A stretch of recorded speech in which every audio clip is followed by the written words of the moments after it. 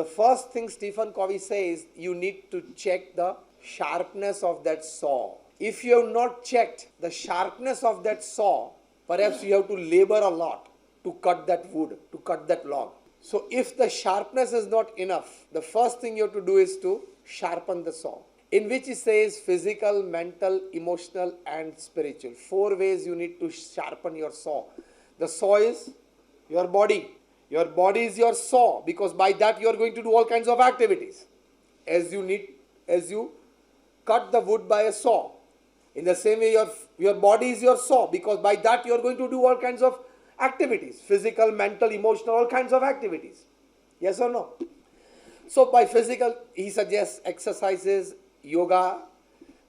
Mentally, he suggests meditation and good reading. Emotionally, he suggests good wishes and emotions and well-wishing for everybody. And soul, he says, prayers and connecting with your Creator, the God, through prayers every day. This 3,000 highly successful people surveyed, interviewed by Stephen Covey, they had this habit of connecting with their Creator, the God, through prayers every day. This was the habit that they possessed. So don't say God is just about people having a spiritual aspiration in life. Even if you want to have a good management or a good executive or a good business aspiration in life, you need to have a spiritual aspect in life. More pure within, better activity without. More pure within that you are, better activity you will be able to do outside. Because the more people oriented you become, you take care of your people will take care of your work. Simple. So these are the 7 habits. I just list it out. First, proactive. Second, begin with the end in mind. Third, putting first things first. Fourth, think win-win. Fifth, seek first to understand and then to be understood. Sixth, synergy. And seventh, sharpen the saw. This 7 habits is a combination of a business mind and a business heart.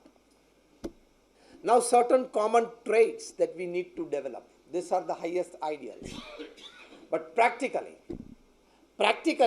common traits at your business place and your workplace, where you include your heart with your mind. Because the heart has reasons of its own which the head can never understand. I give you a very simple example.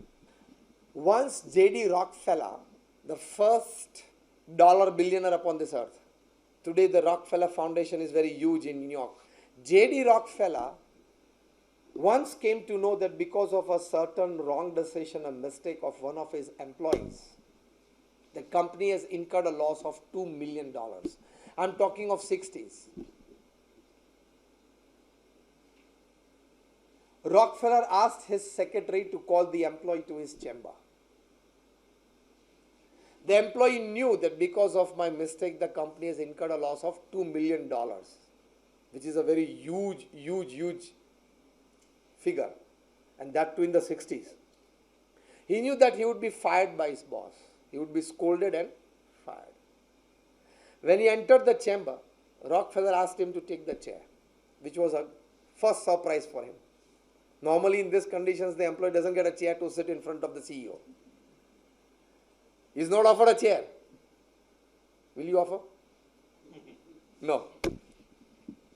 Because he is to be fired. Rockefeller asks him that what actually happened. Tell me the whole story. And he, with some hesitation, with some fear within, he narrated the whole story to Rockefeller. Then Rockefeller pulled out a small chit from the drawer. Small piece of paper. And the employee got scared that he will stop my provident fund. Maybe he is influential, so maybe he will probably freeze my accounts. I don't know what he will do with me. And Rockefeller started narrating to him all the goods that he had done to the company in his last 20-25 years of services. See, gentlemen, 15 years back, in this particular project you really work hard and the company gained a lot because of that. Rockefeller started narrating all the goods that he had done to the company. So the employees started feeling good. After narrating such 5 to 7 stories, Rockefeller said that the amount of experience that you carry in your particular department in my company and the amount of time that my company and I and my seniors have spent on you and the amount of resources that I see in you to give back to the company if I give you one more chance is too much against just a small $2 million loss that the company has incurred because of your decision. It doesn't stand in front of my eyes. Then he says, very pleasantly, go back to your workstation, enjoy your work, nobody is going to fire you, and carry on your work with all the ethical values that you have been doing so far. The employee was in tears. He broke down. But at that moment he decided that I will work extra, come up with some good ideas, expand the company's interests. Anyhow, within 1 year, I will incur a profit of at least $2 million more than normally I do. He worked out and he reached a level of more than $3.5 million in a single year. This is a business heart. Before you take a hard decision at your workplace, you have to take into consideration many human factors. Once he is used and you throw him, he is not a use and throw material. That you, after you know that his talents, his resources, his know-hows are to this level, but then his faithful association with you since years and decades has to be in the top priority consideration when you take a decision about that person. That is a business heart. કે અમે રોજ સવારે ઉઠીએ, આ પ્રમુખ સ્વામી મહારાજનો શબ્દ Scott કરું છું. સવારે અમે ઉઠીએ એટલે અમારા ઈષ્ટદેવ ભગવાન સ્વામિનારાયણ, અમારા ગુરુ યોગીજી મહારાજને પ્રાર્થના કરીએ કે આજે મારે શું કામ કરવાનું છે. પછી આખો દિવસ એ કામ ભગવાને અમને જે બુદ્ધિ શક્તિ આપી છે એ દ્વારા અમે કરવાનો પ્રયત્ન કરીએ અને સાંજે અમારા ગુરુહરિ અને અમારા ઈષ્ટદેવના ચરણે અમે આપી દઈએ કે તમે મને જેટલી પ્રેરણા કરી એ પ્રમાણે મેં કામ કરવાનો પ્રયત્ન કર્યો છે, હવે તમારે જે ફળ નક્કી કરવું હોય એ કરજો, મને માન્ય છે. ભાગેશભાઈ કીધું કે સાંજ પડે પછી આપી દેવાનું. એ તણાવ મુક્ત રહેવાની એક બહુ જ મોટી કળા છે. એટલે પ્રમુખ સાહેબના ચહેરા ઉપર થાક નહીં. તમે જો જ્યારે 1992માં ગાંધીનગરમાં અક્ષરધામ બંધાતું એ વખતે મલ્ટીમીડિયા શો, પહેલી વખત ભારતમાં મલ્ટીમીડિયા શો 14 સ્ક્રીન ઉપર એક સાથે પ્રેઝન્ટેશન ચાલતું હોય. એ પ્રોફેસર ઝેરોસ્લાવ ફ્રિચ, જે ઝેકોસ્લોવાકિયાના હતા ઇલેક્ટ્રોનિક સાયન્ટિસ્ટ હતા, એમને આ ડિઝાઇન કરેલો. એની માટે એમને પ્રમુખ સાંઈ મહારાજની દિનચર્યા આખા દિવસની કેપ્ચર કરેલી નેચરલી. પછી એ ઝેકોસ્લોવાકિયા ગયા, લગભગ 1400 થી પણ વધારે સ્લાઇડ્સ એમણે બનાવેલી, કારણ કે પ્રમુખ સાંઈ મહારાજની આખી દિનચર્યા મૂકવાની હતી. ત્યાં જઈને પછી તો એમને તો 40 થી 50 જ સ્લાઇડ જોતી હતી.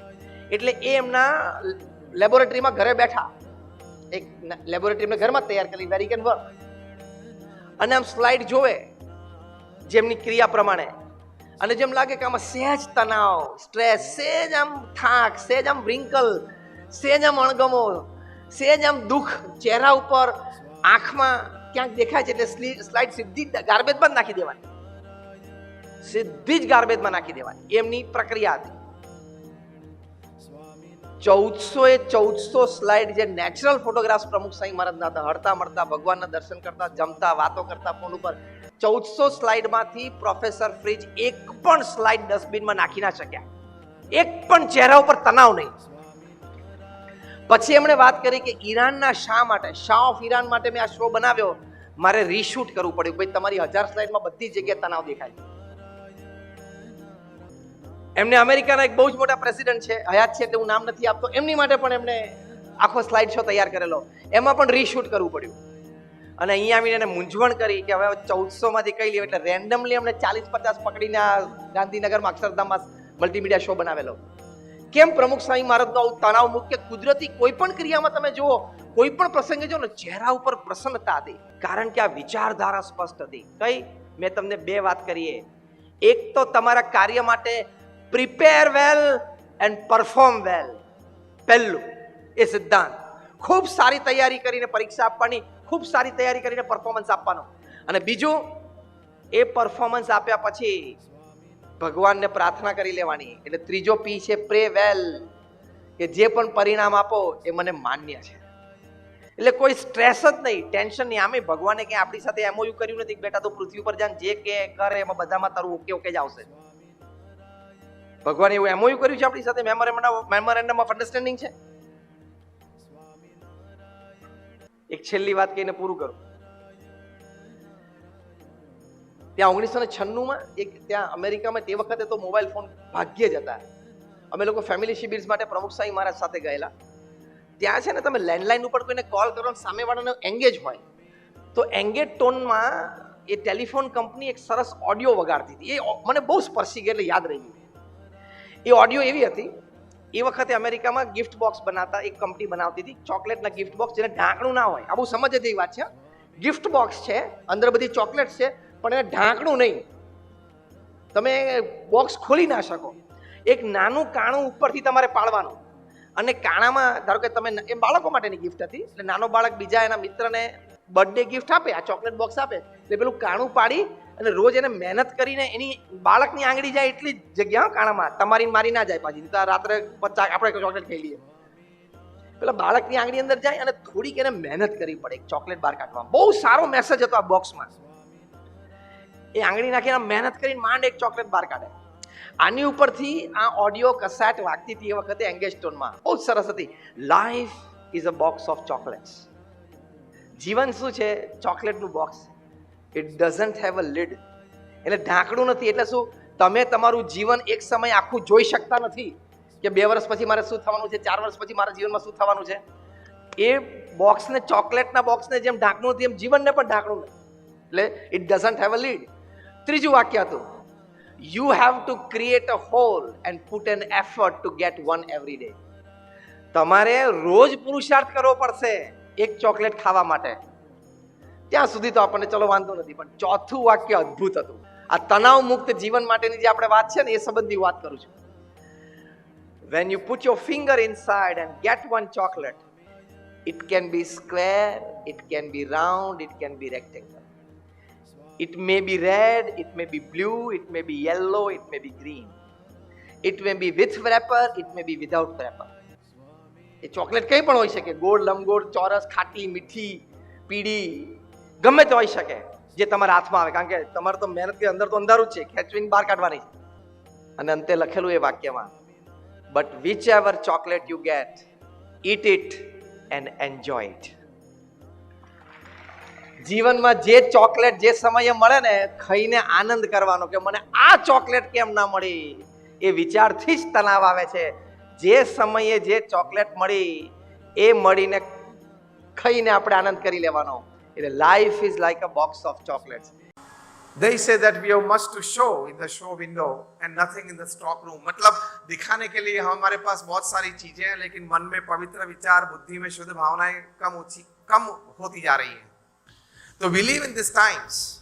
We need, when it is an entrepreneur summit, to rethink about ourselves, to rethink about the way we work, to rethink about the relationships that we keep and maintain, to rethink about the type of the results that we want, not just financial gains.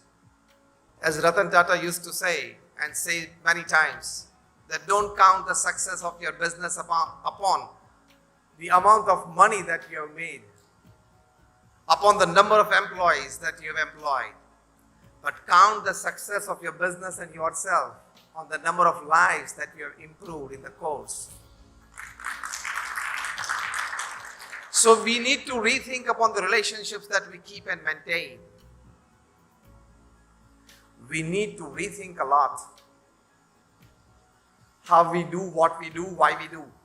Only then we'll be able to make India a $5 trillion economy. That is the goal by 2025, but this generation of ours would definitely see India $10 trillion economy. And we are on the path of that.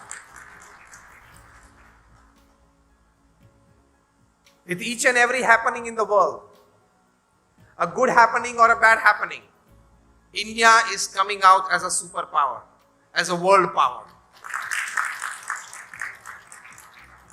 Even in the present crisis that is going on, India has emerged as a world power. So it is on the shoulders of us rests the responsibility of taking our society, our great country, and of course along with that the great tradition and culture, because we just don't want to make India a developed country, not just a superpower. We also want to make India Jagat Guru. So we want to be a developed country, we want to be a superpower, we want to be a Jagat Guru as well. So we need to rethink a lot. For that, we need a lot of introspection. Lot of information converted into knowledge and knowledge converted into wisdom. Today we have loads of information with us because it's the era of the net. But what is sugar to a diabetic patient is loads of information to human mind.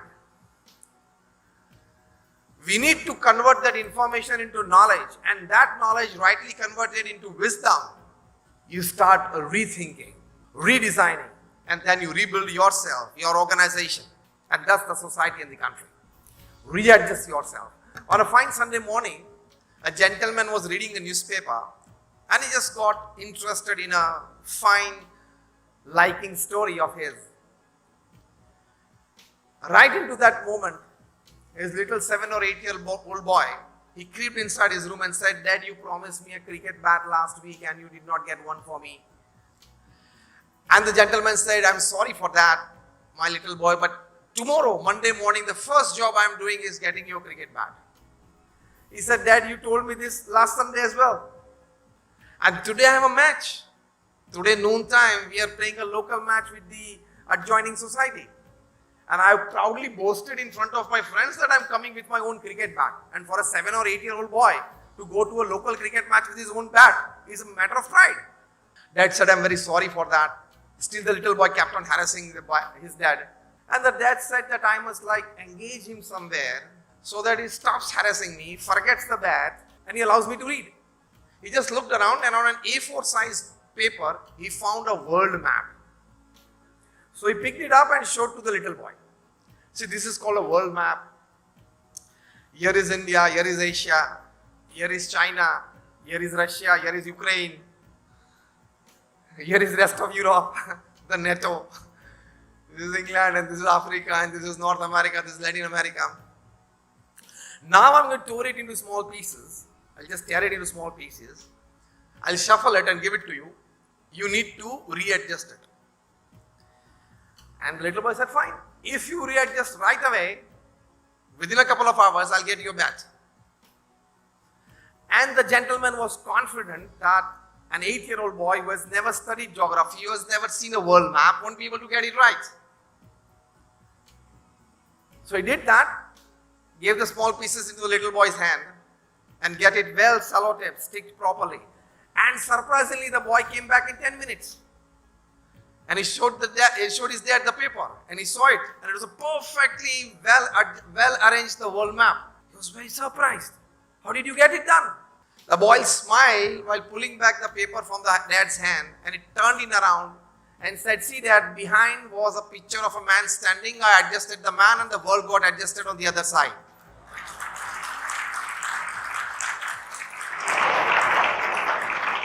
आठ साल का बच्चा इतना तो कर सकता है ना? He could adjust a standing man in a standing posture. I adjusted the man and the world on the other side got adjusted. If you don't remember any other thing in the course of my talk today or in the course of this summit today, take this in your heart. Adjust yourself well and your world will get adjusted.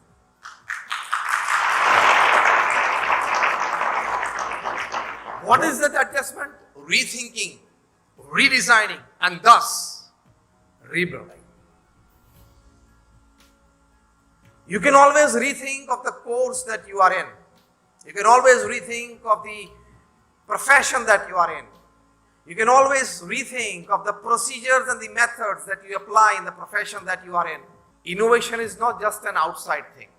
Innovation in the outside comes by innovation within, and that innovation within is rethinking and then redesigning.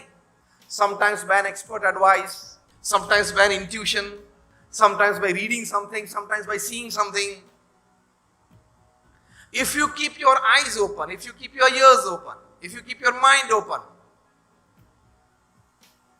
and the heart as well, you can learn lot many things from people around you, from happenings around you, from information and news around you.